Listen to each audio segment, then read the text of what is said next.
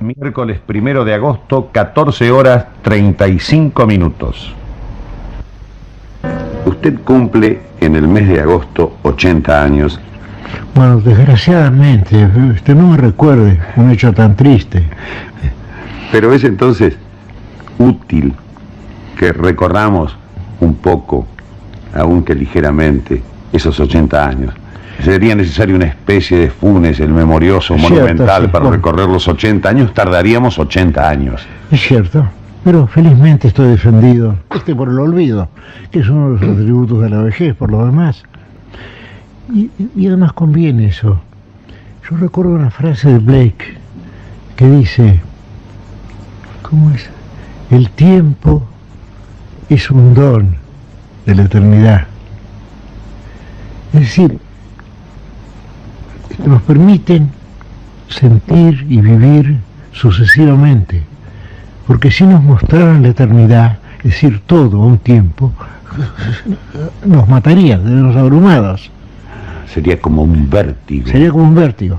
Y en cambio, eso creo que Schopenhauer dijo algo parecido también, que es una suerte que tengamos el sueño, la vigilia, el sueño, la vigilia, el sueño, sucesivamente, desde el día de nuestro nacimiento al día de nuestra muerte, porque si no, no podemos tolerarlo. Es la misma idea, bueno, él expresa largamente y la razona, en cambio Blake tiene una sola línea, dice, time is the mercy of eternity. Sí, como la merced, el don de la eternidad, pero es la misma idea. Y, salvo que Blake la expresa sentenciosamente y Schopenhauer la expresa, bueno, razonablemente o discursivamente. En realidad es esa. Sí, es lo mismo que en alguna literatura se ha representado el horror en el hecho de que el personaje no puede dormir, o no puede cerrar los ojos, o no puede morir. Sí. Creo que los otros días dijimos que la vejez es una forma del insomnio, o la longevidad sería mejor.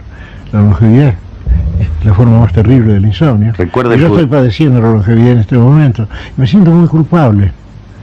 Yo pienso que yo hubiera debido morirme hace 15 años, o quizá no haber nacido también, y ahora estoy, bueno, el tiempo está abusando de mí, está maltratándome. ¿Recuerda el judío errante? Bueno, claro, ahí la misma idea.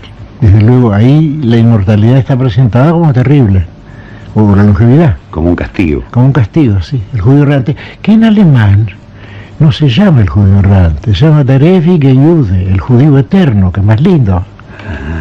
Der ewige Jude se dice en alemán. En cambio en inglés, the wandering Jew, el judío errante, y en castellano también el judío errante. En todos los demás idiomas. Mire, Borges, en el judío eterno, sí, der ewige Jude. En el principio, en la presentación de sus obras completas, usted ha escrito esto. Bueno. A Leonor Acevedo de Borges. Ah, sí.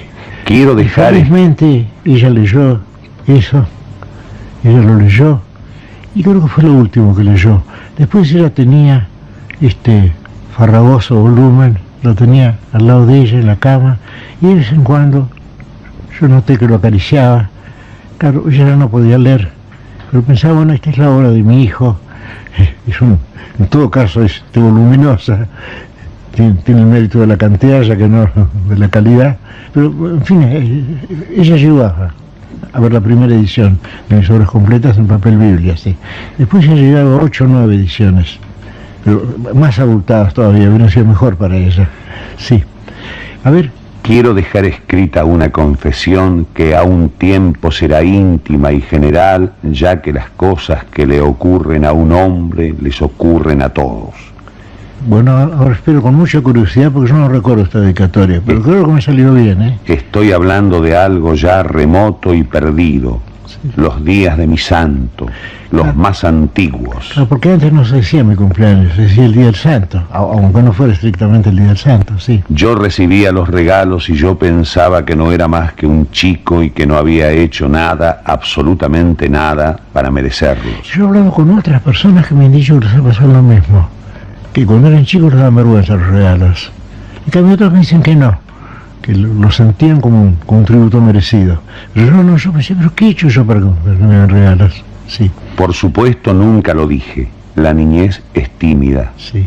Desde entonces me has dado tantas cosas y son tantos los años y los recuerdos.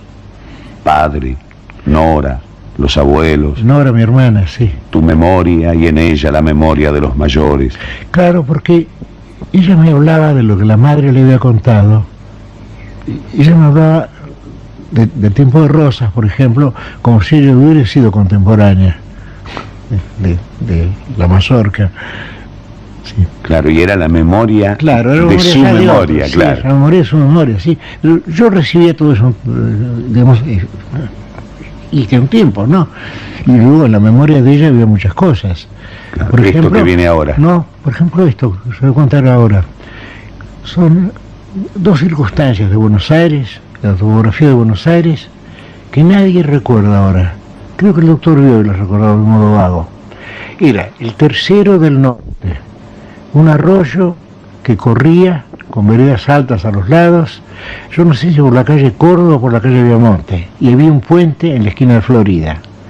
Y el Tercero del Sur, que yo no sé si corría por la calle México o por Independencia, también con un puente para cruzar. Ahora esos terceros eran arroyos que formaban las lluvias, pero ahora creo que han sido enteramente olvidados, ¿no? Que nadie recuerda aquel arroyo que corría por Viamonte o que el otro por Chile. El tercero del norte y el tercero del sur. Y yo lo recordaba muy bien. Sigue los patios, Claro. los esclavos. Bueno, los esclavos realmente, he averiguado después que solo teníamos 6 y que la gente rica tenía 30. Pero con todo, tener 6 esclavos no está mal, ¿no? Sobre todo ahora que no sé, bueno, que no hay esclavos en ninguna clase. Ni unos sirvientes casi tampoco. Sí. El aguatero. El aguatero sí. Me hablaba mi madre del carrito del aguatero, que era un barril con 2 ruedas. Y se compraban canecas de agua.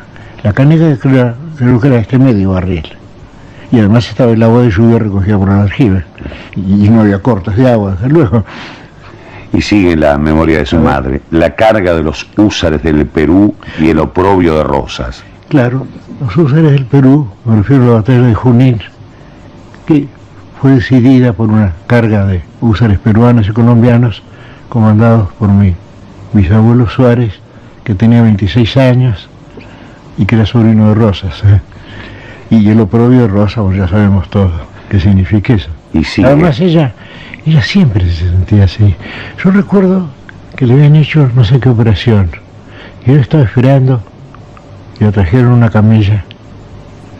Entonces yo me incliné sobre ella, y ella, para indicarme que ahí estaba ella, que ella conservaba su integridad, que ella era Leonora Acevedo Suárez, me dijo con un hilito de voz: salvaje unitaria. Qué lindo, ¿no? Hermoso. Digo, ella reconoce en ese momento que ya no tenía sentido hablar de unitarios o federales, pero ella seguía siendo fiel, ella seguía siendo una salvaje unitaria en ese momento que había estado a punto de morir. Que decía, bueno, aquí estoy yo, con mis convicciones. Y cuando se encontraban con Capdevila le saludaba también con eso, le decía: salvaje unitario, señora. Yo también, le decía a mi madre. Sigue hablándole a su madre. Tu prisión valerosa. Sí. Cuando tantos hombres callábamos. Es cierto, yo sentí envidia de mi hermana y de mi madre y de mi sobrino, que padecieron prisión, y yo no. A mí me echaron simplemente de un pequeño cargo que yo tenía en una modesta biblioteca del barrio de Almagro, y ganaba 240 pesos, no, tampoco era muy codiciable. Sigo. Aquello. Las mañanas del Paso del Molino, de Ginebra y de Austin. Claro, el Paso del Molino es un barrio al norte, es un barrio de Montevideo. Y en el Paso del Molino yo vi algo que yo no había visto nunca, porque yo venía de la ciudad de Buenos Aires. Yo vi gauchos, que eran troperos que llegaban al Paso del Molino. Y yo nunca había visto gauchos antes, salvo en láminas o en fin, a través de Escazú y de Hernández, pero ahí cuando yo vi Gauchos de Veras me emocionó mucho, y lo vi en el Paso Molino, porque un tío mío, Francisco Edo, tenía una quinta allí. Sí, y bueno, Austin, bueno, nosotros descubrimos América por la ciudad de Austin, que es la capital de Texas y que es una pequeña ciudad universitaria, y que es lindísima, realmente. Y que es Texas, es decir, es el sur y es el sudoeste, es el southwest, no tiene nada que ver con las ciudades, bueno, industriales, por ejemplo, claro, porque no hay industrias en Austin. Y sigue diciéndole: las compartidas claridades y sombras, tu fresca ancianidad, tu amor a Dickens y a esa de Queiroz, sí. Madre, vos misma.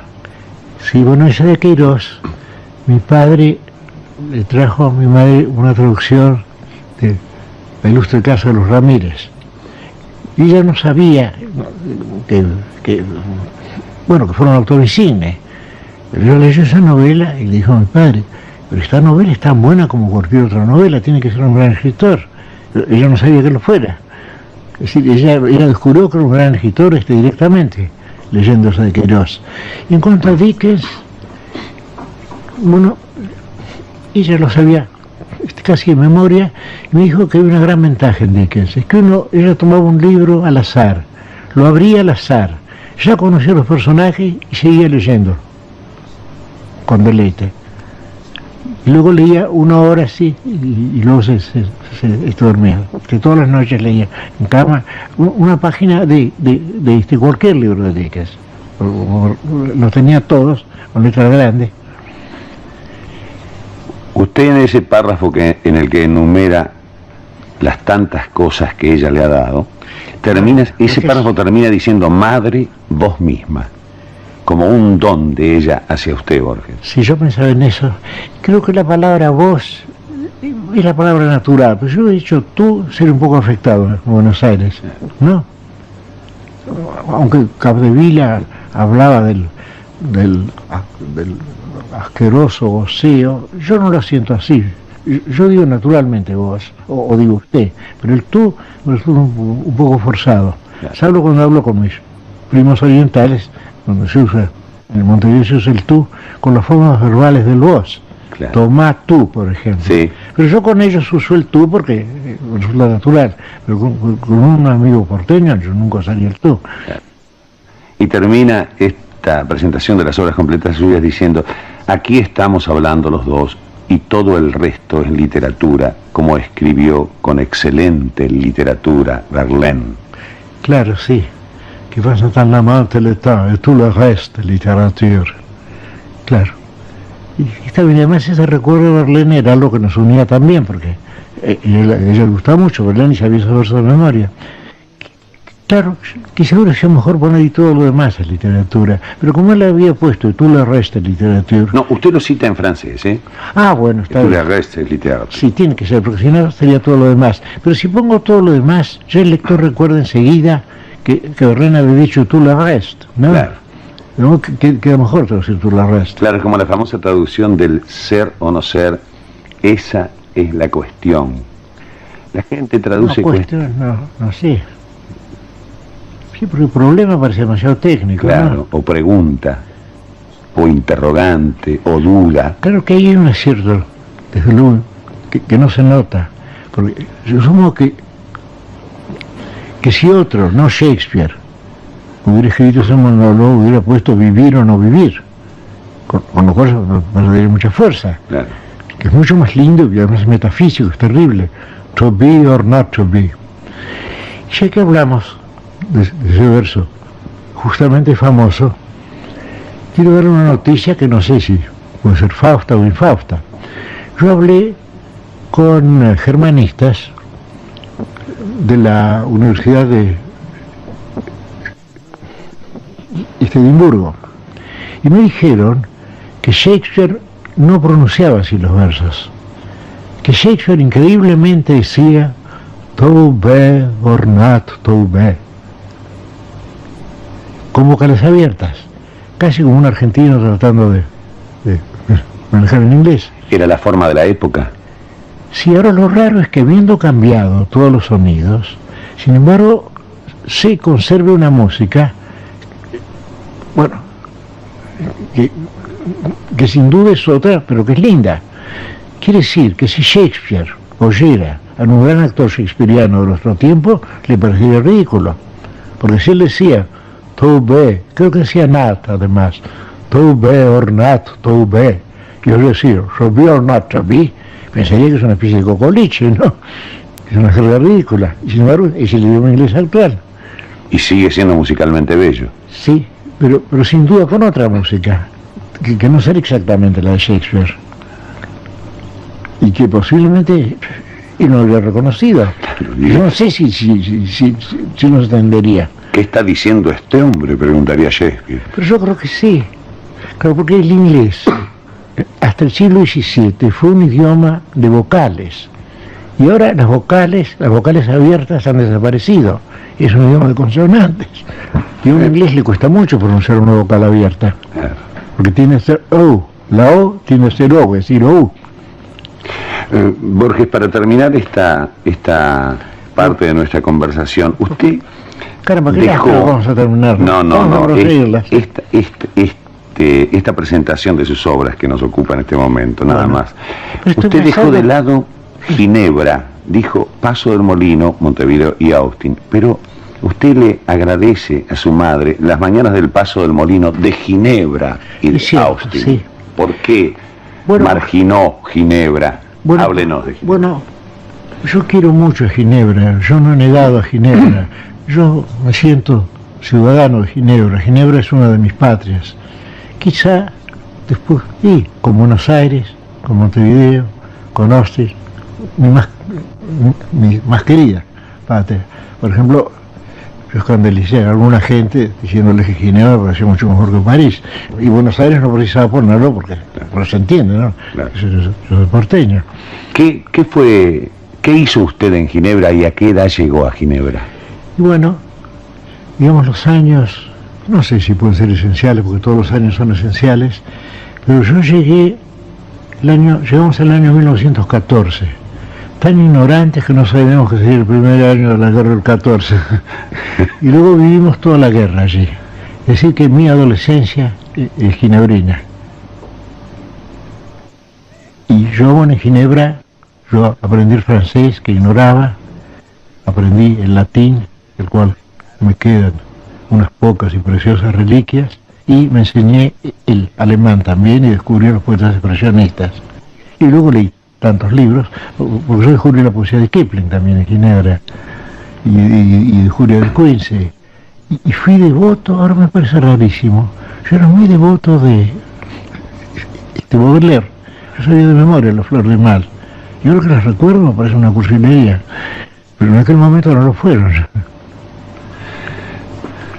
Y luego descubrí también, y algunos escritores suizos, descubrí a Rousseau, descubrí a Miel, descubrí a Keller. ¿En qué año regresó a Buenos Aires?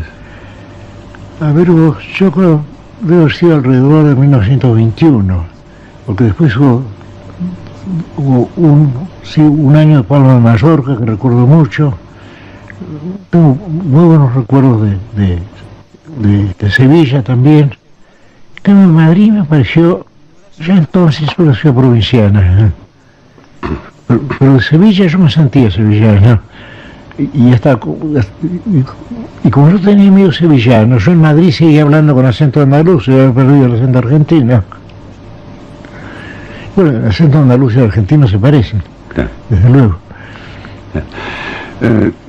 De modo que tengo recuerdos muy lindos de Ginebra, y además, si yo le digo que yo viví desde los 14 hasta los 19 años en Ginebra, eso supone ya una serie de experiencias esenciales de la vida, ¿no? Experiencias que van a empezar a ser volcadas en la literatura por Borges ya en Buenos Aires en la década de 1920. Gracias, sí, Borges, por estos recuerdos y vamos a otros. ¿Le parece bien? Sí, me parece muy bien. Borges, lo tenemos ya en Buenos Aires en 1921, alrededor del año 21, de regreso de Ginebra. Sí, acabo de desembarcar en Dársena Norte, sí. Y ahí está Macedonia Fernández esperándonos. Y Nora dice que qué bajita que es Buenos Aires. Nora dice eso, y de ahí yo plagio toda mi literatura, que desde luego está en sus grabados en madera y en sus cuadros antes que en mis poemas. Esa visión un poco simplificada de Buenos Aires como una serie interminable de manzanas de casas bajas con azoteas, patios, bueno, la puerta de calle, la puerta cancel, el aljibe, todo eso así un poco simplificado, pero lo recibimos como una revelación. Usted publica en 1923 un libro que se llama Fervor de Buenos Aires y que es su primer libro. Sí, pero realmente fue el cuarto, porque yo destruí 3 libros anteriores que eran aún peores. Porque mi padre me dijo que no me apresurara a publicar. Ahora yo cuando tuve los manuscritos de Fervor de Buenos Aires, yo se los entregué a él. Y él me dijo, sin duda yo podría corregirlos, porque sin duda están llenos de errores, pero yo no creo que nadie pueda ayudar a nadie.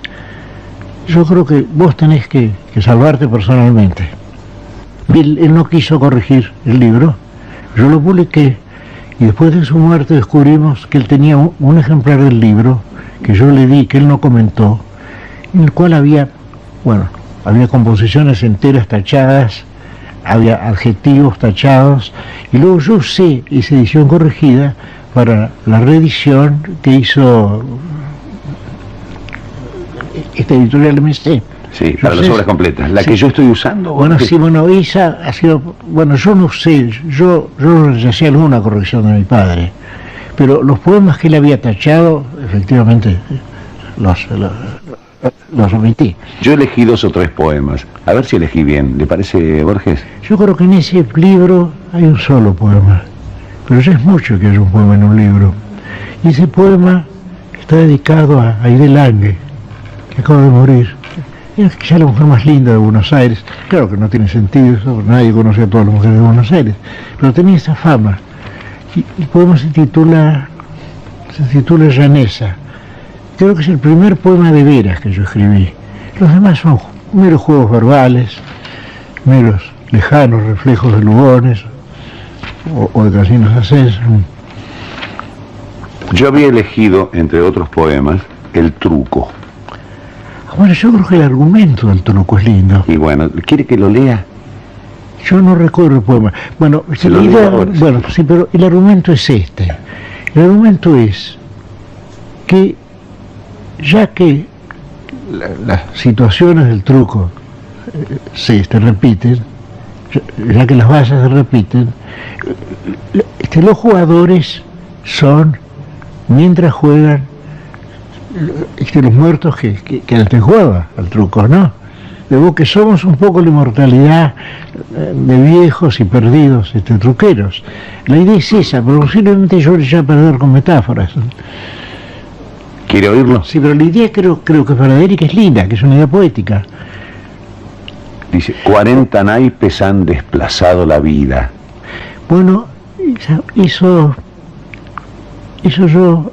lo dictó mi hermana, que dijo que ella no quería jugar al truco o al póker, porque todo ese tiempo, dice, cuando uno juega, uno pierde de vivir. Uno podría estar viviendo y está jugando. De modo que esa primera línea es un plagio. A ver, 40 naipes, claro, han desplazado la vida, sí.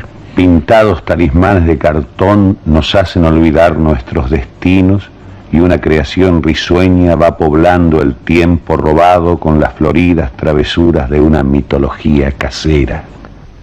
Pero yo creo que está bien eso, ¿no? A mí me parece que es muy bien. O mitología casera es un poco pedantesco. No, yo creo que Al no. contrario, No, porque mitología está, digamos, mitología está atenuada por casera, ¿no? Claro, eso la hace humilde, ¿no? Yo creo que sí, claro. Dice, en los lindes de la mesa la vida de los otros se detiene. Es la repetición del primer verso. Sí, claro. No, pero yo creo que está bien esa repetición. Claro, perfecto. Porque como este poema está escrito, digamos, en un estilo coloquial, está conversado como el truco, ¿no? Sigo. Adentro hay un extraño país, las aventuras del envido y del quiero, sí. La autoridad del as de espadas como don Juan Manuel omnipotente. Claro, el macho de espadas. Claro, el macho, claro. y el 7 de oros tintineando esperanza. Yo creo que esa línea me la dio mi padre, lo de tintineando esperanza. Los italianos le dicen el 7 bello, Ah, claro. el 7 de oro. Ah, pero 7 velos se dice en español. Claro, y es por eso, yo no sabía. Yo digo el 7 velos, pero no sé qué quiere decir velos. Seguramente es italiano, el 7 bello, el 7 hermoso. Es que tiene que ser, porque si no es insensato, si no es Claro. disparatado. Y el 7 de oros tintineando esperanza, claro, porque el 7 de oros, desde luego, es inferior al 7 de espadas, pero es salvo, es una Ya carta sabe, fuerte. claro. Sí. Y además, Entonces yo me acuerdo que decían del 4 de copas. El señor me dijo, bueno, dice, es el hombre más débil de la baraja. es cierto. Es el dice- hombre más débil. Claro, la hay baraja. una manera popular de decir, ese es un 4 de copa. Claro, y se elige el 4 porque en el 4 está, bueno, el anuncio de la fábrica, creo que era Claro. un leoncito con 2 torres, ¿no? Claro. Sí, Dice, una lentitud cimarrona va demorando las palabras, y como las alternativas del juego se repiten y se repiten, los jugadores de esta se noche... repiten y se repiten, Claro. y la frase se repite también, sí, parejamente. Los Sí. jugadores de esta noche copian antiguas basas, hecho que resucita un poco, muy poco, a las generaciones de los mayores que legaron al tiempo de Buenos Aires los mismos versos y las mismas diabluras. Claro, es un buen poema. Usted acaba de revelármelo. Y para 1923 no está mal. Y no se parece a Lugones. Que para esa época ya es decir, ¿no? Y bueno, todos queríamos parecernos a Lugones Claro. y temíamos ser unos Lugones muy subalternos, que es lo que éramos además. Sí. Pero dando vueltas las páginas de Fervor de Buenos Aires aparece No, mire, un breve poema muy bello. Es me un poco parece. arriesgado dar vuelta a las páginas de ese libro, sería mejor cerrarlas. Dice, la rosa, la inmarcesible rosa que no canto, la que es peso y fragancia. Ah, pero claro que no canto, está bien, porque estoy cantándola y al mismo tiempo digo que no me atrevo a cantarla. Si puede empezar desde el principio, yo me había olvidado de este poema. La rosa, la inmarcesible rosa que no canto, la que es peso y fragancia, la del negro jardín en la alta noche. Negro jardín está bien, porque de noche es negro el jardín. Y terriblemente son negras las plantas, las flores, sí. La de cualquier jardín y de cualquier... No, dice, la de cualquier jardín y cualquier tarde. La rosa que resurge de la tenue ceniza por el arte de la alquimia. Claro, Paracelso se jactaba de quemar una rosa y hacerla resucitar. Y yo lo voy a publicar un cuento ahora, La rosa de Paracelso, sobre ese tema. Sí, claro. Yo leí, qué raro, en los 14 volúmenes de Quincy él menciona 2 veces la rosa de Paracelso. Y esa jactancia de Paracelso de poder quemar una rosa y hacerla florecer de la ceniza, sí. La rosa de los persas y de Ariosto. Claro. Sí, porque la rosa es uno de los símbolos, bueno, digamos habituales o permanentes de la poesía persa. Qué raro que los persas parecen haber comprendido que pueden expresar todo con muy pocos símbolos. Un poeta persa piensa, no, mejor dicho, un poeta persa siente que si le dejan la luna, el ruiseñor, la rosa, bueno, esto ya puede decir todo, ¿no? Símbolos muy bien elegidos, sí. El vino. El vino también, sí, por eso te digo, el vino, la espada, el ruiseñor, la rosa. En esas cosas está la vida, parece. Sí, está todo, ya no se precisan. La vida, el amor, la No se muerte. precisan otros elementos, sí. Y sigue, la que siempre, hablando de la rosa, la que siempre está sola. Usted como los hombres, parece aquel poema que hemos leído, tú, Cierto. siempre es una la Caramba, me rosa. salió bastante bien, ¿eh? Y sigue, la que siempre es la rosa de las rosas, la joven flor platónica, la ardiente y ciega rosa que no canto, la rosa inalcanzable. Es un lindo poema. Ese poema yo lo he olvidado y lo he escrito 2 o 3 veces después. Porque uno está escribiendo siempre, o yo estoy siempre escribiendo los mismos poemas. Y yo, por ejemplo, yo he olvidado ese y he escrito ahora 15 días el mismo poema, quizá con menos felicidad. Basta con unos pocos temas, como les basta a los persas, con la rosa, con la luna. Aquí está Llaneza. Bueno, y si yo pensaba que era el único poema del libro. Pero ahora podemos admitir el truco también, podemos admitir la rosa, pero Llaneza es el mejor. Se abre la verja del jardín con la docilidad de la página que una frecuente devoción interroga, y adentro las miradas no precisan fijarse en los objetos que ya están cabalmente en la memoria. Bueno, era la quinta de los Lange, en Villa Mazzini, una quinta muy linda, creo que era media manzana. Sí. Conozco las costumbres y las almas y ese dialecto de alusiones que toda agrupación humana va urdiendo. Yo he notado que con mis amigos tengo para cada uno un dialecto particular. Y es una prueba de amistad esa, ¿no? Que ya baste una palabra para recordar una serie de cosas, o que las palabras tengan muchas connotaciones. Sí. No necesito hablar ni mentir privilegios. Bien me conocen quienes aquí me rodean, bien saben mis congojas y mi flaqueza. Bueno, eso literariamente no estoy un poco torpe, pero en fin, me resigno. Eso es alcanzar lo más alto, lo que tal vez nos dará el cielo.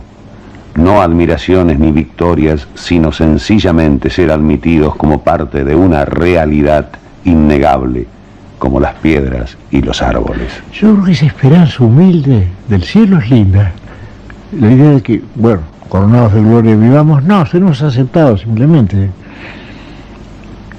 Yo creo que quizá el argumento de este poema sea superior a su ejecución, pero el argumento es lindo, la idea de, bueno, uno pertenece al cielo y lo está.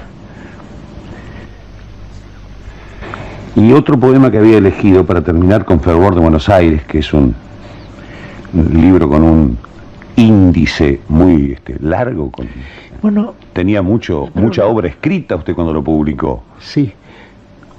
Es líneas ahora que... estoy pensando que quienes leyeron este libro, por ejemplo, Enrique Díaz Canedo, que nos lo leyeron generosamente, por ejemplo, Enrique Díaz Canedo, por ejemplo, Alfonso Reyes, se dieron cuenta de que este libro correspondía a un poeta que sería muy superior al libro. Leyeron entre líneas. Porque si no, ¿por qué hablaron bien de este libro? Yo creo que es porque, de algún modo, bueno, profetizaron lo que yo sería, bueno, muchísimo tiempo después, digamos, un poeta aceptable o laudable. Sí, leyeron este libro en el año 23 como si lo hubieran leído en 1979. Sí, y como si conocieran... Claro, ya sabiendo que Borges era Borges. Las ramificaciones de este libro. Claro. Sí, en este libro vieron algo imperfecto, pero se dieron cuenta de que de estos borradores podían salir buenas páginas. Por eso fueron tan generosos conmigo. Enrique Díaz Canedo fue la primera persona que escribió sobre mí. Y luego Reyes también. Yo recuerdo la carta de Reyes. Era una carta un poco convencional, muy breve, para salir del paso. Pero había una postdata y ahí estaba toda la carga de la carta. La postdata decía: me conmueven tantas alusiones a mayores militares, o a mayores militares, punto. Yo también, puntos suspensivos. Claro, el hijo de Dan Reyes, que cuando ocurrió la Revolución de México, salió al balcón, se puso un uniforme de gala y salió al balcón para que lo mataran. Sí, no, a balazos. Como que eso me refería a Reyes, yo no lo sabía entonces. Era el hijo de Dan Reyes, que era hombre de Porfirio Díaz, del porfiriato, como decían. Claro, sí. Y él se hizo matar, como se hizo matar mi abuelo en Estela Verde, deliberadamente, sí. Salvo que se puso el uniforme de gala, las condecoraciones, le dijeron que podía huir jamás por los fondos. Él dijo no, dijo. Entonces él salió al balcón con un uniforme, las condecoraciones, y se presentó allí y lo que hicieron a balazos. Este poema, para terminar con el libro, A ver. es líneas que pude haber escrito y perdido hacia 1922. No, pero eso yo lo agregué. Eso no está en la primera edición. Pero yo quise hacer un poema a la manera antigua. Es un arcaísmo deliberado. Vamos a ver cómo me salió. Claro, porque No, porque ese poema no figura en la primera Porque edición. lo notable de este poema es que lo que nos llamó la atención es que en este poema ya hay el Borges de 50 años después. Bueno, es que se escribió 50 años después. Pero yo quise escribir un poema a la manera antigua, para levantar un poco este volumen. Yo no quise esa trampa. Se lo confío a usted, ya que nadie nos oye, podemos hablar. Sí, pero vamos a ver qué tal me salió. Silenciosas batallas del ocaso en arrabales últimos, Bueno, eso corresponde al Fervor de Buenos Aires, ¿no? siempre antiguas derrotas de una guerra en el cielo. Ah, es lindo, claro. Y además es una línea muy del estilo y la forma de la época, de Fervor de Buenos Aires, de sus demás, de los otros poemas. Sí, usted podría empezar desde el principio. Silenciosas batallas del ocaso en arrabales últimos. Claro, bueno, ahí está todo el Fervor de Buenos Aires, Claro. ¿no? Siempre. Los arrabales y los ponientes. Siempre antiguas derrotas de una guerra en el cielo. Albas ruinosas que nos llegan desde el fondo desierto del espacio, como desde el fondo del tiempo. Negros jardines de la lluvia. Bueno, eso se repite en otro poema, sí. Una esfinge de un libro que yo tenía miedo de abrir y cuya imagen vuelve en los sueños. Claro, era un diccionario enciclopédico, una pequeña esfinge, sí. La corrupción y el eco que seremos, la luna sobre el mármol, árboles que se elevan y perduran como divinidades tranquilas, la mutua noche y la esperada tarde. Walt Whitman, cuyo nombre es el universo. Está bien. La- y la mutua noche es Sí, lindo, ¿no? sí, Porque sí. es una línea íntima y al mismo tiempo reservada, Y ¿no? la esperada ¿No? tarde, que es También, sí. quizá la misma cosa, la esperada tarde Y la y la esperada mutua. tarde de la noche. Claro. Sí, claro. Sí, La mutua noche y la esperada tarde, sí, pero bueno, eso está hecho con mejor retórica que los otros versos. la espada valerosa de un rey en el silencioso lecho de un río. Sí, yo estaba pensando en los sajones y en los daneses. Y inmediatamente habla de ellos, ¿no? Los sajones, los árabes y los godos que sin saberlo me engendraron. ¿Soy yo esas cosas y las otras? ¿O son llaves secretas y arduas álgebras de lo que no sabremos nunca? Es un lindo poema, pero claro, se urdió más o menos medio siglo después. De todos modos, Pero vamos, hemos comentado bien. el primer libro publicado por Borges. Desde luego, aunque en ese primer libro haya una trampita, ¿no? Así que lo que nos espera ahora es Luna de Enfrente. Gracias, Borges, por Bueno, muchas Fervor de gracias. Buenos Aires. Programa de la vida y el canto para el sábado 4 de agosto. Nota a Borges. Es la cuarta nota del ciclo de Borges.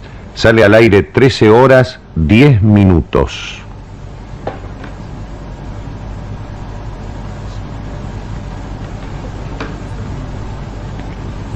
En este mes de agosto, en el que Jorge Luis Borges cumple 80 años, seguimos dialogando con él sobre su vida, sus gustos y su obra.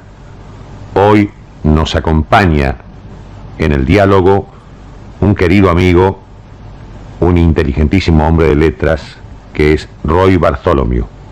Nos de Macedonio Fernández. Macedonio Fernández era el más silencioso, el más lacónico de los conversadores.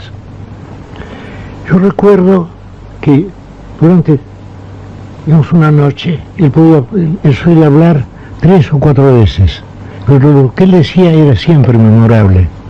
Al mismo tiempo era tan cortés que siempre atribuía sus opiniones al interlocutor. Tenía una voz muy pobre, más o menos como la mía, entonces él miraba a la derecha o a la izquierda y decía: vos sin duda habrás observado, y luego venía algo asombroso. Pero él no quería dar eso como su opinión, él le atribuía siempre al interlocutor. Pero necesitaba el dominio de una técnica muy rara de conversación. No, porque no, es muy difícil. ¿O era una cortesía natural? No, era una cortesía natural, como usted dice. Él siempre lo habla así. Bueno, había ciertos escritores que él quería mucho y les atribuía opiniones. Y decía, bueno, como decía Cervantes, entonces alguien le decía, pero no, Cervantes dice lo contrario, en tal parte. Por ejemplo, la segunda parte del Quijote. Bueno, por eso lo puso para quedar bien con el comisario, decía él. Simplemente. Además, él no dejaba que la realidad lo estorbara. Yo recuerdo que un primo mío, Guillermo Juan Borges, que ha muerto, había pasado un año en la escuela militar, en Río Santiago. Y Macedonio Fernández le dijo, muchos provincianos allí, sin duda, que estaban tocando siempre la guitarra. Y entonces mi primo le dijo, no, yo no he ido a tocar la guitarra en todo un año. Macedonio se dio vuelta a mí y me dijo, ya ves, un centro guitarrístico notable. Porque él no dejaba que la realidad molestara sus opiniones. Él seguía pensando. Él tenía conciencia de su ingenio. No, lo ejercía con autoridad y a sabiendas de que era dueño. No, yo creo que no. Yo creo que cuando él parecía ingenioso estaba pensando en voz alta. Estoy seguro de ello. Porque si uno se reía, él se incomodaba. No, él estaba pensando en voz alta. Yo diría que se pasó la vida pensando, que lo que él ha escrito es una parte mínima de lo que pensó. Y que quizá fuera un mejor pensador que escritor. Claro, eso es interesante preguntarle a Borges, si los textos de Macedonio reflejan su genio. No, yo por ejemplo, y esto lo he dicho en un poema hace poco, yo por ejemplo, para leer a Macedonio, necesito leerlo con la voz de Macedonio. Y la gente que no ha oído esa voz y que no ha visto esa cara, no pueden leer a Macedonio. Por eso muchas de las generaciones nuevas los encuentran ilegibles. Usted una vez me dijo que el personaje literario más apasionante que recordaba era Sócrates, y agregó, inventado por ese genial novelista llamado Platón. Bueno, no es un plagio mío de Bernard Shaw. Bueno, no se parece. Bernard Shaw habló de los grandes dramaturgos. Por ejemplo, Boswell, que inventó a Johnson. Claro. Los evangelistas que inventaron a Jesucristo. Platón, que inventó a Sócrates. No se parece. Luego él heredaba la sucesión apostólica. No, el caso de Macedonio no. ¿No lo inventó Borges? No, en todo caso lo inventamos entre muchos. Entre ellos mi padre, por ejemplo. Mi padre, que tiene una veneración por Macedonio Fernández. Y luego, bueno, César, y Santiago Daboe, Pérez Ruiz, Fernández Latour. Éramos éramos algunos de ese grupo. Mi primo Guillermo Juan Borges. Éramos unos pocos. Pero que después de muerto Macedonio aparecieron amigos de él que no lo habían visto nunca. Y yo creo que Pirú no llegó a conocerlo, pero que Pirú llegó a convencerse de que lo había conocido, sentir nostalgia por él. Pero yo creo que nunca se vieron realmente. Y Bioy Casares lo vi un par de veces nomás. Tuvo la mejor impresión de él, pero fue una impresión efímera. Pero es muy interesante, Borges, eso. Mire usted, por ejemplo, hace 30 años yo estaba estudiando en México, en esa época yo tenía 20 más o menos, y ahí me encontré con muchos muchachos mexicanos que tenían mi edad, y que naturalmente nunca lo habían visto a Enrique Sureña. Pero a fuerza de leerlo y de recordarlo con cariño, era como si lo hubiesen conocido. Sí. Y nosotros jurábamos por don Pedro, pero qué bien, y ellos no lo habían conocido. Es un lindo juramento, ¿eh? Claro. Ahora, Macedonio, por ejemplo... Yo recuerdo que de Quincy habla de un predicador que decía que él juraba tal cosa, por tal otra, por lo de más allá, por la Ilíada, por la Odisea. Qué lindo. Lindísimo, ¿no? Ahora, Macedonio era como el caso de don Pedro, por ejemplo. ¿Él era su mejor obra? Ah, sí, yo creo que sí. Él probablemente sí. Ahora, ¿él lo perseguía ese logro como Enrique Sureña lo hizo, indudablemente, no? No, yo no creo. Yo creo que era más natural en él. No era un proceso intelectual. No, yo no creo que Macedonio Fernández deseara la fama. Bueno, pero es que de todo escritor puede decirse que deja dos obras. Una la escrita y la otra la imagen que queda de él. Borges y el otro. Borges y el otro, sí. Claro. Salvo que en mi caso Borges me parece muy incómodo y el otro que soy yo me parece, bueno, más tolerable. Recién usted... Por ejemplo, en el caso de Wilde, tenemos una imagen de Wilde, una imagen así de un hombre encantador, que es muy superior a cualquiera de sus libros. Lo que pasa es que es una lástima tener que juzgarlo a Wilde por su obra. Pero quizá a la larga ocurre eso, quizá a la larga la imagen del hombre borre la obra. Quizá, digamos, seamos irrespetuosos, ¿por qué no, ya que estamos solos? Quizá nuestra memoria del Quijote, nuestra imagen del Quijote, sea superior al libro. ¿Es verdad? Yo creo que sí, pero quizá una de las obras del libro sea crear esa imagen. Y cuando lo leemos y lo buscamos página por página, bueno, podemos no encontrarlo. No encontrarlo del todo. Sí, eso puede ocurrir, sí. ¿Ocurre, no le parece que puede ocurrir también con el Martín Fierro? No, pero con el Martín Fierro ocurre otra cosa. Yo creo que cuando hablamos del Martín Fierro, hablamos del Martín Fierro de Lugones, del payador, el año 1917, y no del Martín Fierro de Hernández. El Martín Fierro de Hernández era, digamos, un alegato contra la leva, tenía un propósito político bastante limitado, pero luego Lugones lo leyó y se le ocurrió esa idea rarísima de que Don Quijote, de que Martín Fierro fuera un paladín, cosa que hubiera escandalizado a Hernández y a los contemporáneos de Hernández, o a Brusac, por ejemplo. De modo que yo creo que ahora, cuando leemos el Martín Fierro, sin querer, lo que estamos leyendo es el payador de Lugones, es la imagen de Martín Fierro que creó Lugones, y que ciertamente no hubiera compartido Hernández, que veía en Martín Fierro un pobre hombre obligado a ser un prófugo, un desertor, un borracho, un asesino, un soldado que se pasa al enemigo, como eran los indios entonces, un desdichado de la conquista del desierto. Pero usted ha reconocido en el libro de Hernández. Ah, no, desde luego es un valores gran literarios. Pero desde luego, yo creo que no hay ninguna duda de ello. Yo creo que es un gran libro, pero no es un gran libro, digamos, éticamente. No puede ser tomado como un modelo por nadie. Pero las virtudes literarias ahí están y son enormes, ¿eh? Viene uno como dormido cuando vuelvo del desierto, pero sin explicarme es cierto entre gente tan bizarra, y al sentir la guitarra de mi sueño me despierto. Es lindísimo eso. Y luego hay otra cosa, la llanura que no se describe nunca, a diferencia de lo que ocurre en Los Segundos Hombres, por ejemplo, pero cuya gravitación se siente. Uno siente la llanura todo el tiempo en Martín Fierro, y no una sola descripción, porque él sabía que tenía que ser únicamente narrativo, que no podía perderse en descripciones. ¿Eso significa genio literario? Yo creo que sí.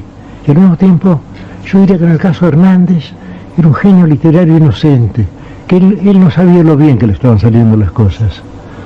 Y posiblemente le salieron muchas cosas más allá de su voluntad, como debe ocurrir en toda obra literaria, que tiene que existir más allá de lo que se propone el autor. En el caso de Martín Fierro, desde luego, yo diría que hubo algo misterioso. Estaba su pieza de hotel, Hernández, cerca de la Plaza de Mayo, estaba escondido, participó en la conspiración para asesinar a Urquiza, luego se puso a escribir, creo que una semana o 10 días le salió aquello y le he vivido toda su vida para escribir esa obra y él no lo sabía. Es un gran libro, pero no creo que pueda ser una enseñanza para nadie. Su personaje es horrible. El personaje es un malevo sentimental que casi se adelanta al tango.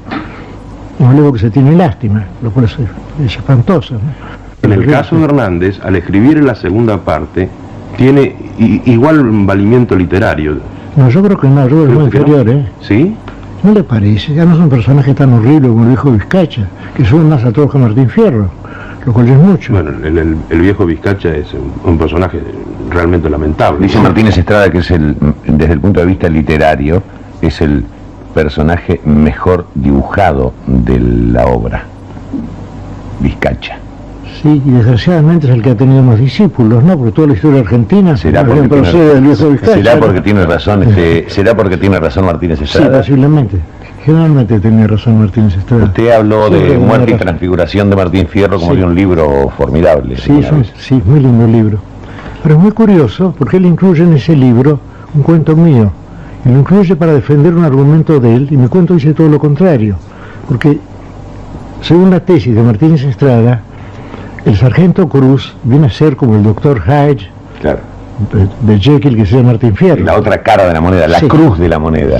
Sí, la cruz de la moneda, exactamente. Y yo creo que no es que Cruz es un personaje más querible que Martín Fierro. Y muy raro además, porque muy raro, posiblemente no le ocurrió nunca, el hecho de que un sargento de la policía se ponga de parte del criminal a quien va a arrestar. No ocurrió nunca eso. Eso tiene que ser una invención de Hernández. Pero le salió muy bien. Y la muerte de Cruz, sí, es uno de los pasajes que salva la segunda parte de Martín Fierro. ¿Usted recuerda? De rodillas a su lado yo lo encomendé a Jesús. Faltó a mis ojos la luz. Tuve un terrible desmayo. Caí como herido del rayo cuando lo vi muerto a Cruz. Como si no hubiera querido mencionar la muerte de Cruz. Pasa sobre ella como si le doliera todavía el recuerdo. Curioso también la muerte de Don Quijote. La muerte de Don Quijote también, que se ve que está muy emocionado Cervantes porque balbucea. Casi no lo quiere decir. Sí, casi no lo quiere decir. Quiero Dio el decir. espíritu, casi, sí, quiero decir que se murió. Quiero decir. Y esa torpeza corresponde a la emoción de Cervantes y una gran destreza literaria, una gran destreza involuntaria, desde luego, porque renuncia a una frase de efecto. Dio el espíritu, quiero decir que se murió. Además una gran elegancia natural. Una gran elegancia, sí. Borges, la presencia permanente de la muerte en la obra de Hernández, que anda aguaitando a los personajes por ahí, ¿no le habrá dado la grandeza y la inmortalidad a la obra? Sí, pero es natural que la muerte estuviera aguaitando, como usted dice, porque quiero decir que si se piensa en la frontera, si se piensa en los indios, si se piensa en la guerra, es natural que Un medio ocurra ello. violento, claro. Pienso en que puede ser el gran tema y entonces ilumina, parece paradójico que la muerte ilumine, pero No, pero ilumina no. toda la obra, ¿no? Además yo recuerdo unos versos de un payador. La vida no es otra cosa que muerte que anda luciendo. Qué lindo, ¿eh? Sí.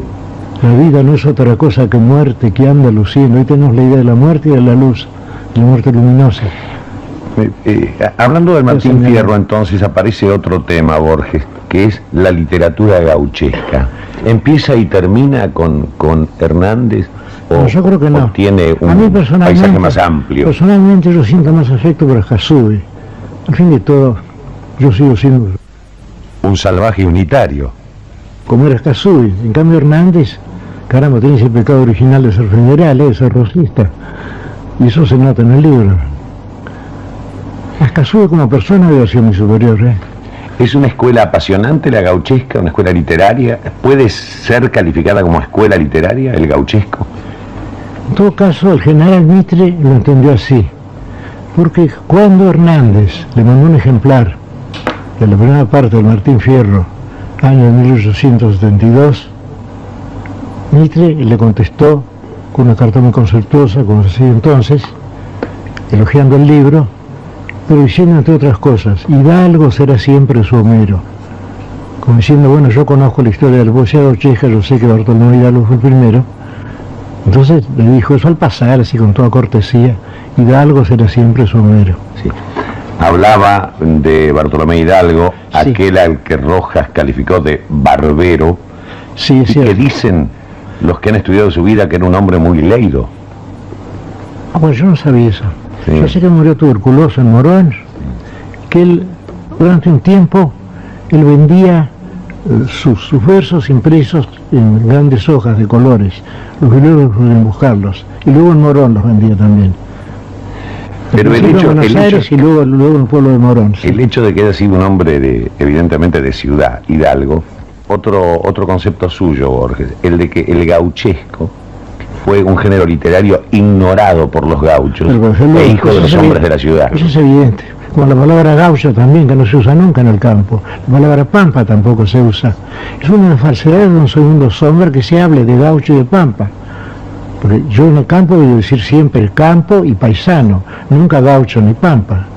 Pero se puede corresponder a una nostalgia de la ciudad por el campo también, ¿eh? Pero no tienen ese género otros países americanos. No. No tienen un Curioso. paralelo. Claro. De modo que es absurdo decir que el gaucho cree ese género, porque ¿por qué el cowboy no cree un género, o el llanero otro, o el guaso chileno otro? No. Pero el cowboy creó un género que es el western, un género cinematográfico. Eso ¿sí? sí, pero no sé si fue creado por cowboy, yo diría que no, ¿eh? Lo inspiró por lo menos. Lo inspiró, bueno, sí, lo inspiró. Háblenos del western, de las películas de cowboy. Bueno, cuando yo frecuentaba el cinematógrafo, cuando mis ojos podían ver, a mí me gustaban mucho dos tipos de películas. Los westerns y las películas de gangsters. Sobre todo las de Joseph von Sternberg.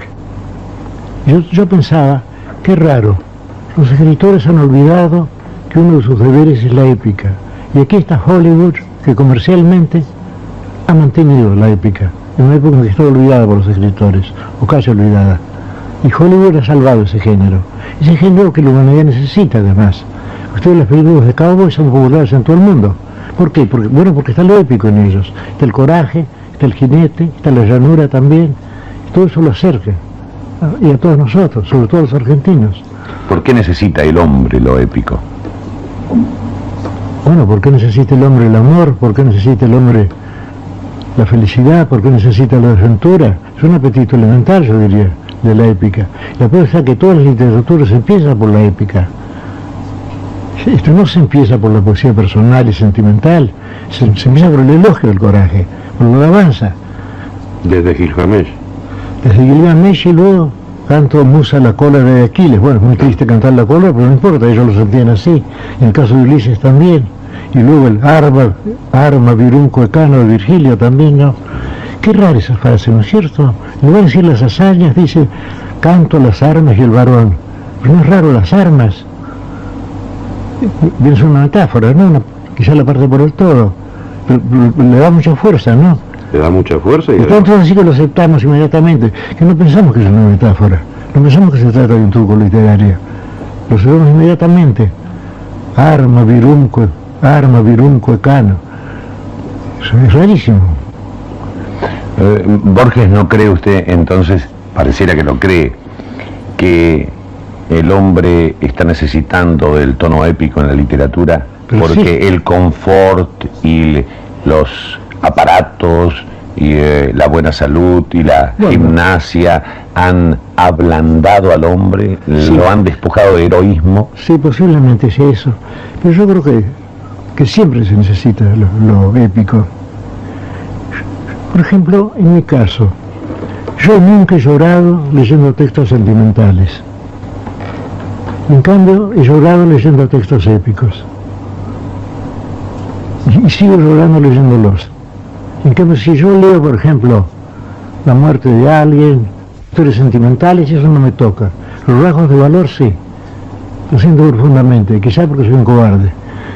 Recuerdo, Borges, que volviendo usted de uno de sus viajes a Inglaterra, me contó que no sé si en Oxford o en Cambridge, usted vio que habían puesto en una de las paredes, sí, los nombres de los alemanes que habían muerto en la guerra, sí, contra Inglaterra, sí, sus compañeros, sí, ingleses. Sí, y que recuerdo que usted me lo contó llorando. Sí, pero es que es espléndido eso, ¿eh? ¿No le parece a usted? De una lealtad asombrosa, ¿no? Quiero decir que una lealtad épica, realmente. Que en Inglaterra se celebre la memoria de aquellos que murieron luchando contra Inglaterra, eso no importa, lucharon por su patria. Está bien. Sí, yo lloré cuando vi eso. Y luego también me emocionó mucho cuando estuve en la catedral de Yorkshire, de Five Sisters, y vi un museo con unas pocas y pobres armas escandinavas. Y yo una inscripción que puso Sir Herbert Reed, Viking Yorkshire de los vikings, que también habían sido enemigos.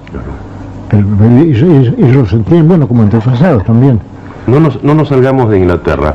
Usted no, hace poco estuvo en la casa de Kipling. Sí, además a mí me gusta estar en Inglaterra. Me contó cosas muy curiosas sobre la biblioteca de él. Sí, la biblioteca de Kipling era una biblioteca de libros informativos, era una biblioteca de libros de viajes, de libros sobre temas militares y navales.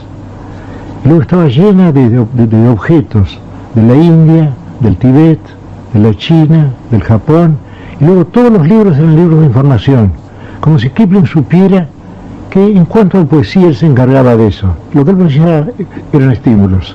Hablemos entonces de otra biblioteca. ¿Cómo era la biblioteca en la que usted se crió? Bueno, yo tengo la impresión de que era infinita, pero yo no creo que fuera realmente así.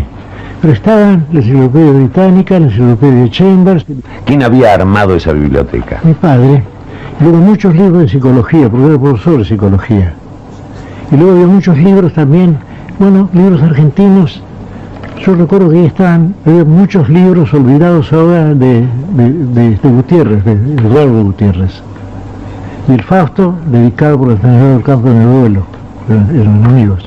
De la biblioteca aquella, que era de su niñez en Adrogué, usted hablando en Adrogué dijo: tenía mi padre un volumen publicado por un editorial de París, de esos tomos rojos con adornos y letras de oro, y ahí estaban las 7 maravillas del mundo. Entre ellas el laberinto, una suerte de anfiteatro con endijas muy angostas y artificios cerrados. Se advertía que era alto, más que los hombres y los cipreses. Yo pensaba, si tuviese una lupa y la suerte de ver bien, podría descubrir el Minotauro. ¿Y ahora todo eso así? Desde luego no lo vi, pero el laberinto estaba cargado de ese monstruo, de ese hombre que es un toro o de ese toro que es un hombre, lo que dio algún horror a mis noches. Y recordó usted que en Adrogué leyó el Facundo, el Fausto del Campo, esa acción Santa Matararrosas. Sí, la Amalia de... Amalia, un tomo de Grusac, sí, los 2 cuadernos del Martín Fierro, los 3 volúmenes de Ascasubi, Hormiga Negra, Juan Moreira, Siluetas Militares, claro, también de Gutiérrez, sí. Donde está su abuelo, ¿verdad? Sí, está mi abuelo, sí, la muerte de mi abuelo, que fue épica realmente. ¿Estaba también la británica ahí? No, esa se quedó en Buenos Aires, estaba en la enciclopedia Chambers, me acuerdo, que la tengo ahora. Volvemos a su padre. ¿Quién era? Mi padre era abogado, profesor de psicología, era un hombre muy irónico y era muy amigo de Macedonio Fernández. Y sentía una veneración por Macedonio. Y los dos se querían mucho. Luego yo heredé la amistad de Macedonio Fernández de mi padre. Mi padre ha dejado una novela que me acabó de revisar, de reescribir, anotando cómo quería que fuera el libro. Esa novela se titula El caudillo. Es una novela sobre Entre Ríos en la época de Urquiza, un poco antes del asesinato de Urquiza. Es una linda novela. Y me encargó, porque él me dijo, yo puse ahí muchas metáforas para hacerte el gusto, pero realmente son malas, hay que eliminarlas. Y es verdad, luego que yo voy a escribir el libro, o a reescribir el libro, tal como me encargó, suprimiendo aquellas vanidades ultraístas. ¿Qué edad tenía usted cuando murió su padre? Hay que sacar una cuenta, bastante difícil. 40 años. A ver, mi padre murió el año 38. Yo nací en el 99, yo tenía 39 años. 39 años. Sí, llegué a tiempo para verlo morir. ¿Me perdona, Borges? Sí. Tú quisiste morir enteramente, la carne y la gran alma. Sí. Tú quisiste entrar en la otra sombra sin la triste plegaria del medroso y del doliente. Sí. Te hemos visto morir con el tranquilo ánimo de tu padre ante las balas. Sí. La guerra no te dio su ímpetu de alas, la lenta parca fue cortando el hilo. A ver cómo concluye, tengo mucha curiosidad. Te hemos visto morir sonriente y ciego. Nada esperabas ver del otro lado, pero tu sombra acaso ha divisado los arquetipos que Platón, el griego, soñó y que me explicabas. Nadie sabe de qué mañana el mármol es la llave. Claro, son lindos versos, aunque sean míos, ¿eh? Es un soneto a su padre. Sí, un soneto a mi padre, sí. El proceso de la ceguera de su padre fue lento.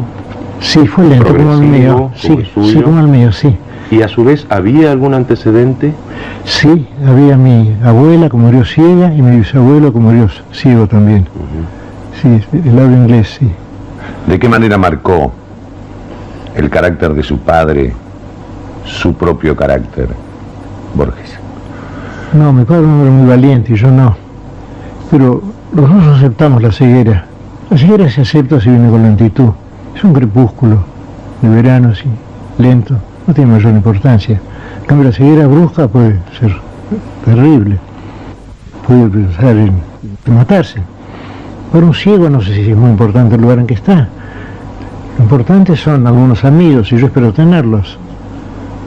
En fin, todo yo vivo en Buenos Aires. Realmente yo vivo en la compañía de 5 o 6 personas a quienes quiero mucho. Y lo demás no me toca. Pero usted escribió "Será por eso que la quiero tanto", y hablaba de Buenos Aires. Sí, no nos une el amor sino el espanto, será por eso que la quiero tanto. Claro, uno llega a sentir como horrible el lugar en que uno está, pero al mismo tiempo uno lo quiere. Yo diría que la patria es una mala costumbre, ¿no? Pero precisamos esa costumbre. Usted ha escrito bellos poemas a la patria. Sí, y otros temas también. Bueno, ahora me estoy siendo muy vanidoso. No sé si he escrito un solo bello poema, ¿no? Sigamos con su padre. ¿Cómo era en la conversación? ¿Fácil de conversación? Sí. Y esto muy ocurrente era. Yo recuerdo que él tenía el orgullo de su sangre inglesa, su madre era inglesa. Sin embargo, recuerdo que él me dijo una vez: los ingleses, se habla tanto de los ingleses. ¿Qué son los ingleses? Son unos chacareros alemanes. Ni siquiera dijo que eran de otra parte, ¿no? Y además chacareros con desprecio del... Con cierto desprecio de la profesión, por la profesión. Pero no, y además, claro, claro, la idea criolla, ¿no? De despreciar al chacarero, ¿sí? Son unos chacareros alemanes. Tenía... Y luego yo le conté eso a Macedonio, y luego él tuvo una frase parecida. Yo hablaba del Martín Fierro, me decía, salí de ahí con este siciliano vengativo. Claro, es el mismo mecanismo. Y luego también hablando de Víctor Hugo, muy injusto, pero yo no comparto. Me dice, Víctor Hugo, ese gallego insoportable, el lector ya se ha ido y él sigue hablando. El lector ya se ha ido y él sigue hablando. Sí, el lector ya se ha ido y él sigue hablando. ¿Le parece injusta la...? Caramba, Víctor Hugo es un gran escritor. No se puede hablar mal de Víctor Hugo, me parece que hizo una blasfemia, ¿no? Sobre todo del poeta Hugo. Las novelas de él ahora resultan más difíciles, ¿eh? Yo traté de leer Los Miserables y fracasé, pero no fracasó Hugo, fracasé yo. Pero ha inventado algunos seres humanos muy impresionantes en las novelas, ¿no? Sí, desde luego, yo no quería decir una palabra contra Hugo, pero todo ahora que en Francia toda la gente habla mal de él. Yo asombré un poco a la gente hablando bien de Hugo en París. Su padre estaba muy preocupado ¿era un hombre preocupado por el futuro de sus hijos? Costumbre que suelen tener los padres, Borges. Bueno, sí. Él me dijo que leyera mucho, que escribiera cuando sintiera esa necesidad y que no publicara o publicara lo más tarde posible. Ahora, él sabía que mi destino sería literario. Y él me ayudó, ya que me franqueó su biblioteca, pero nunca me dio consejos directamente. Yo le mostré un manuscrito en mi primer libro, para que él lo corrigiera, y me dijo, no, dice, vos tenés que corregirlo después. Y luego yo le di un ejemplar, él nunca opinó sobre el libro, pero después de su muerte encontramos que él había guardado ese ejemplar y que estaba, bueno, lleno de correcciones que yo aproveché para la reedición. Sí, que él lo había leído, pero nunca había opinado. Sí, no había opinado nunca sobre eso. Hay otra costumbre que solemos tener los padres, Borges, y le pregunto si ya tenía el suyo. ¿Estaba preocupado por el bienestar económico de sus hijos? No. ¿Se preocupó alguna vez? No, que yo sepa, no. Para cuando yo no viva, ellos estén bien. Que es lo que suelen pensar los padres. Posiblemente lo pensó, pero nunca lo dijo, ¿eh? Además, él nunca hablaba de dinero. Vivía muy sencillamente. Él creía que el lujo era una equivocación. Tenía razón, yo creo. Es un error el lujo. ¿Quién daba el tono, el estilo a su casa, a su educación, a su estilo, a la conformación de esos chicos que eran Nora y usted? ¿Doña Leonor o su padre?